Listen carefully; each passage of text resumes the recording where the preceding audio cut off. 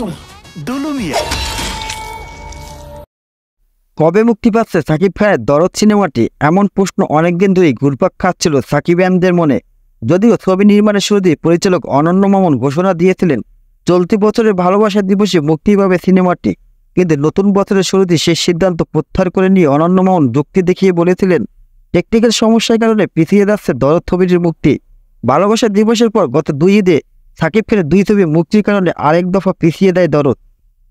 তবে কোরবানির ঈদে সাকিব খান অভিনীত প্রথম প্যান ইন্ডিয়ান এই সিনেমাটি মুক্তি না পেলেও শেষ পর্যন্ত প্রকাশ পায় এর টিজার। সেখানে সাকিবের দেখা মেলে 2 রূপে। 1.5 মিনিটের ওই টিজারে সাকিব কখনো একজন নিরিবিলি স্বভাবের তরুণ, কখনো আবার খনি রূপে হাজির হয়েছেন।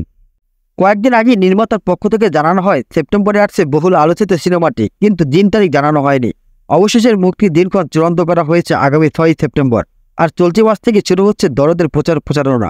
এমনটাই জানালেন সিনেমার নির্মাতা অনন্য মামুন। সাইকো থ্রিলার ঘরানার এই সিনেমায় সাকিব খানের বিপরীতে আছেন বলিউডের অভিনেত্রী সোনাল চৌহান। ইতিমধ্যে সিনেমার টিজার ও লুক প্রকাশ হয়েছে এবং 2 বাংলা সিনেমা প্রেমীদের নজর কেড়েছে। সোমবার সন্ধ্যায় প্রকাশ পেয়েছে দরদের নতুন আরও একটি টিজার।